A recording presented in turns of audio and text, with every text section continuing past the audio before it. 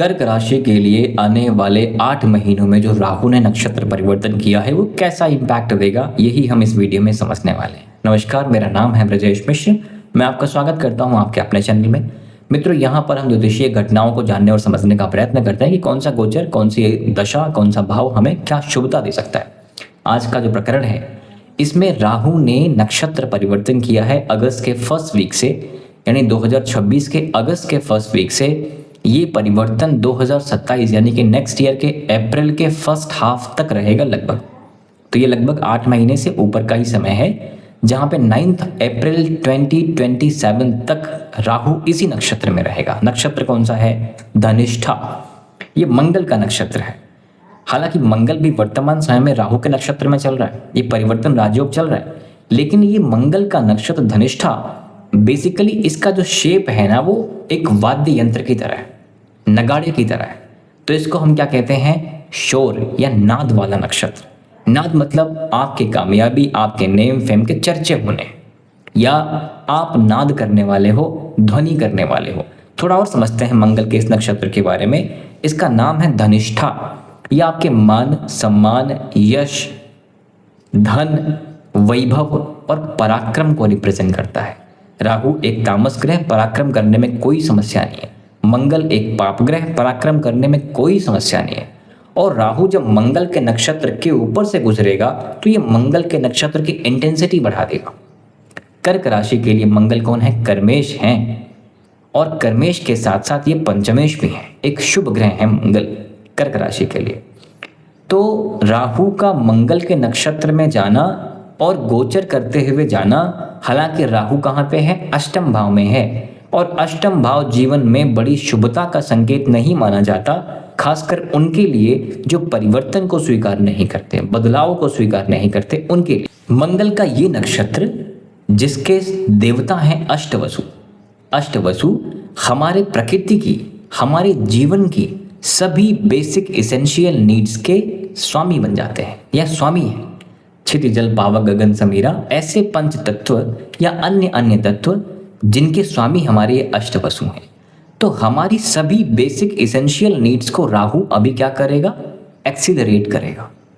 जिनको घर, गाड़ी, पैसा, प्लॉट, फ्लैट, खाने पीने, कपड़ा या जो भी आपकी बेसिक एसेंशियल नीड्स होंगी, आपका फोकस उन पे जाएगा और ये फुलफिल करने वाला समय है। यहाँ से राहु जो है आपके धन वाले भाव को देखता है, यहाँ से राहु आपके व्यय वाले भाव को देखता है, और यहाँ से राहु आपके घर, गाड़ी, पैसा, प्लॉट, फ्लैट, सुख समृद्धि, माता वाले भाव को, सुख वाले भाव को देखता है। तो ऑब्वियसली व्यय का संबंध आपके परिवार से, व्यय का संबंध आपके ईएनटी से, व्यय का संबंध आपके धन से, व्यय का संबंध आपके पैतृक संपत्ति से, व्यय का संबंध आपके लीगल लिटिगेशन से, व्यय का संबंध आपके परिवार से, व्यय का संबंध आपके गले से नीचे स्टमक के ऊपर वाले हिस्से से, चेस्ट वाले हिस्से से, व्यय का संबंध घर, गाड़ी, पैसा, प्लॉट, फ्लैट से, और व्यय का संबंध आपके माता से और माता के स्वास्थ्य से बनता हुआ नजर आता है। ये हो गया, ठीक है। ये राहु अष्टम में बैठ के द्वादश भाव को देख रहा है, और ये मंगल के नक्षत्र में है। अभी कब तक रहेगा? अगले 8 महीने तक। ये तब तक ये व्यय की संभावनाएं बढ़ाएगा। लेकिन क्या पूरे 8 महीने सिर्फ ये राहु कुंभ राशि में ही रहेगा? उत्तर है कि नहीं। दिसंबर में ये राहु स्थान परिवर्तन करेगा, राशि परिवर्तन करेगा। राशि परिवर्तन करके ये आपके 7th हाउस में आएगा। तो ये राहु जो आज अष्टम में है, दिसंबर के फर्स्ट वीक में ही सप्तम भाव में आ जाएगा, 7th हाउस में आ जाएगा, और 7th हाउस में बैठ करके ये आपके इनकम को देखेगा, इनकम के साथ साथ फर्स्ट हाउस को देखेगा, और पुरुषार्थ, पराक्रम को भी देखेगा। मित्रों, 3rd हाउस या 11th हाउस के लिए राहु कहीं से बुरा नहीं होता। उस भाव के लिए, दोनों भाव के लिए कारक बन जाता है। तो मैं साफ साफ कहूँ, जो इस वीडियो का या इस 8 महीने का जो फेज है, जो इसका फर्स्ट हाफ है, उससे जो इसका सेकेंड हाफ है वो बेटर है। यानी दिसंबर के फर्स्ट वीक के बाद राहु का जो गोचर होगा उसमें आपको ज़्यादा लाभ मिलेंगे। अगर इन दोनों, इस वीडियो के दोनों भावों को थोड़ा थोड़ा अलग अलग बाइफरकेट करें तो अभी क्या करना है, अभी कैसा होगा? मंगल के नक्षत्र में आया, कर्मेश के नक्षत्र में आया, काम कारोबार की स्थितियाँ कहाँ से जोड़ेगा? विदेश से, 12वें घर से, नॉट बैड एट ऑल। पंचम भाव का स्वामी है, पंचम भाव का स्वामी मंगल है, और राहु मंगल के नक्षत्र में जा रहा है तो अष्टम भाव में बैठा हुआ है। तो क्या होगा? स्टमक को लेकर थोड़ा केयरफुल रहना चाहिए। संतान, शिक्षा, प्रेम को लेकर के भी थोड़ा सा केयरफुल होना चाहिए। राहु लिमिटलेस चीज़ें करता है। आपके संतान को लेकर के भी लिमिटलेस, यानी उसके आचार विचार व्यवहार, उसके लिमिटेशंस, उसकी बाउंड्रीज, उसके विचार या उसके प्रायोरिटीज़ हो सकता है आपसे मैच या मेल नहीं करें। आपके स्टमक की समस्या या आपके प्रेम जीवन में भी समस्याएं आने के संकेत हैं। समस्या का मतलब क्या होता है? क्या प्रेम जीवन में समस्या का मतलब ब्रेकअप होता है? नहीं, प्रेम जीवन में समस्या का मतलब ये है कि आपके और आपके पार्टनर के डिजायर्स को लेके, उनके एक्सपेक्टेशंस को लेके यहाँ पर फुलफिलमेंट की समस्या रहती है, तृष्णा बनी रहती है। एक ये चीज़ है। स्टमक की बात हम पहले कर चुके हैं। कर्म वाले भाव का स्वामी जो है मंगल है, राहु मंगल के नक्षत्र में है, राहु विदेशी ग्रह है। तो जिनका भी विदेश का काम कारोबार है, नौकरी है, बिजनेस है, प्रोफेशन है, उनके लिए राहु कहीं से बुरा नहीं है। जो लोग रिसर्च में है, मेडिसिन में है, ऑकल्ट में है, फिलोसफी में है, उनके लिए राहु कहीं से बुरा नहीं है। एक्सपोर्ट इंपोर्ट में है, राहु कहीं से बुरा नहीं है। यानी अभी के लिए भी आपके करियर के लिए राहु का ये गोचर बिल्कुल बुरा नहीं है, बल्कि अच्छा है। और आने वाले 4 महीनों में, यानी कि अगले 4 महीने के बाद 4 महीने, यानी पूरे 8 महीने भी आपके कर्म क्षेत्र को राहु डिस्टर्ब करता हुआ नहीं नजर आ रहा है, बल्कि आने वाले समय पर बिजनेस में, पार्टनरशिप में, इनकम में वृद्धि के संकेत दे रहा है। तो कर्म को लेके ना तो राहु आज बुरा है ना कल। अभी स्वास्थ्य को लेके डिस्टर्बिंग थोड़ा सा है और आने वाले समय पर भी थोड़ा स्वास्थ्य को लेके समस्या रहेगी, ठीक है। लेकिन आपके धन को लेके भी राहु बुरा नहीं होता। व्यय आज करा रहा है, घर, गाड़ी, पैसा, प्लॉट, फ्लैट, सुख समृद्धि को लेकर के, लेकिन ये व्यय का मतलब ये है, कोई व्यक्ति गाड़ी कब खरीदता है? जब उसके पास पैसे आ जाएंगे तब तो खरीदेगा ना। कौन चाहता है कि मैं गाड़ी खरीदूं और गाड़ी मेरी चली जाए, मैं किस्त ना दे पाऊं, ईएमआई ना कर पाऊं, है ना। तो यहाँ पर अगर खर्चे करा रहा है तो वो खर्चों के साधन भी बना रहा है। इसलिए आपके सुख वाले भाव को लेकर के भी राहु आने वाले 8 महीनों में भी बुरा नहीं है। आपकी मानसिक चेतना को लेकर राहु डिस्टर्ब करेगा, नो डाउट। आपके ख्वाब बड़े हो जाएंगे, गोल्स बड़े हो जाएंगे, सोच विचार बड़ी हो जाएगी, विकृत हो जाएगी। जैसा आप सोचा करते थे वैसा नहीं सोचेगा अभी राहु। राहु टेढ़ी उंगली से घी निकालने वाला पर्सन है, तो उसको साफ साफ नहीं, शॉर्टकट्स भी चाहिए होंगे, जो कि ठीक नहीं है। इस पे ध्यान देना होगा। सेकंड हाउस में केतु बैठा, आपके 8th हाउस में राहु बैठा हुआ है कर्क राशि के लिए। तो ऑब्वियसली ये क्या है? ये आपके दुर्मुख योग का संयोग है। दुर्मुख योग 2 तरीके का होता है। एक तो फिजिकल इश्यूज करता है, फेस को लेके, ईएनटी को लेके, गले को लेके, वॉइस को लेके, दांत को लेके, जबड़े को लेके, नाक को लेके, आंख से नीचे और गले से ऊपर, ये पूरा जो हिस्सा है कान को लेकर के, ये ईएनटी है। सुनने में तकलीफ करना, ये ईएनटी है, ठीक है। दूसरी चीज, ईएनटी के साथ साथ और ये क्या है? ये है कि ये राहु जो आपके 2nd हाउस को लेके दुर्मुख योग बनाएगा। फिजिकल चीज हमने समझ लिया। इमोशनल टर्म क्या है इसका? इमोशनल ये है कि ये गाली गलौज, झगड़े, फसाद, फरेब कराता है, झूठ बुलवाता है ये राहु, गलत कराता है ये राहु। आपके वाणी के माध्यम से आप कितना भी सच्चा होने का प्रयास कर लें, वाणी के माध्यम से कुछ ऐसे कर्म करा सकता है जिससे आपके ही लोगों को, आपके ही परिवार के लोगों को आप पे डाउट, संदेह आ जाए कि क्या कर रहा है, क्यों कर रहा है, कैसा कर रहा है। तो वाणी पर ध्यान रखना चाहिए, क्योंकि यहाँ आपकी वाणी से कुछ भी निकल सकता है। पॉजिटिव भी होगा, नेगेटिव भी होगा, हाइपरबोलिक भी होगा, बड़ी बड़ी बातें करना, बड़े बड़े फरेब करना, और अपने दिल की बातें भी बोल देना, जहाँ नहीं बोलना चाहिए वहाँ बोल देना।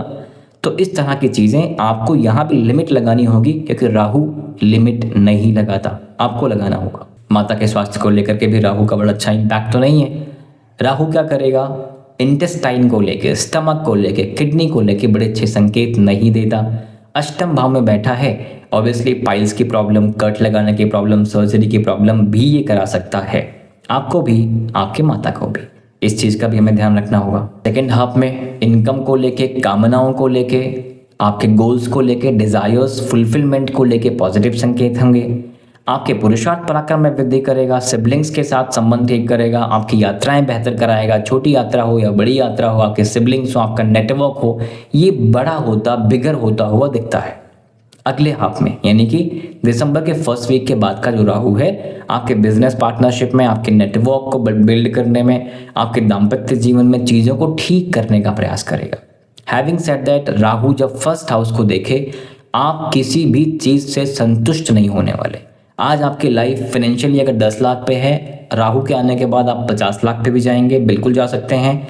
लेकिन क्या ये 10 लाख या क्या वो 50 लाख, दोनों में आप हैप्पी हैं? उत्तर है कि नो।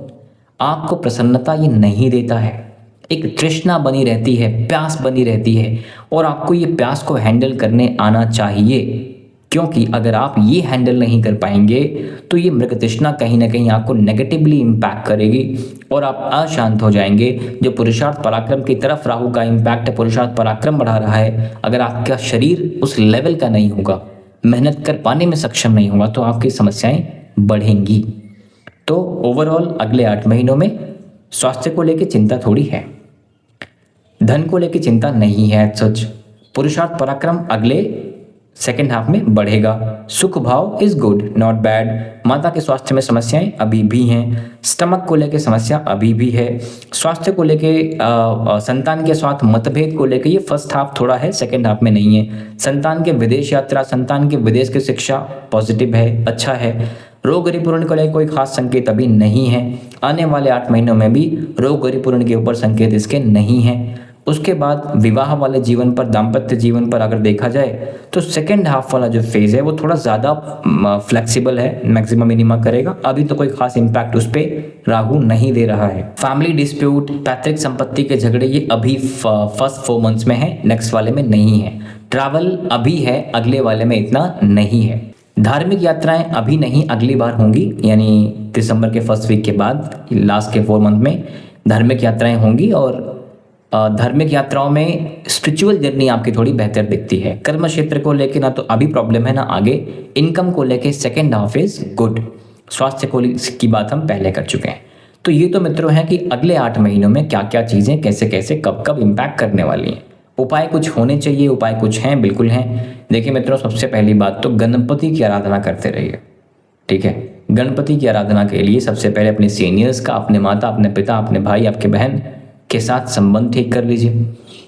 जो गरीब तबके के लोग हैं, लेबर क्लास के लोग हैं, बेजुबान लोग हैं, गरीब पीड़ित लोग हैं, मेडिसिन से लोग परेशान हैं, हॉस्पिटल में दवाई के पैसे नहीं हैं, उनको कुछ चैरिटी कर दीजिए। चैरिटी कब करना है? शनिवार के दिन सेकेंड हाफ के बाद, दोपहर के बाद, ठीक है। चैरिटी कर दीजिए, जो भी कर सकते हैं। 1 रुपया करना है 1 रुपया करिए, 100 करना है 100 करिए, करोड़ करना है करोड़ करिए, कोई लिमिटेशन, कोई बाउंड्री नहीं है। साथ में कपड़े दें, खाना दें, भोजन दें, चारा दें पशुओं को, ये सब ठीक है आपके लिए, ठीक है।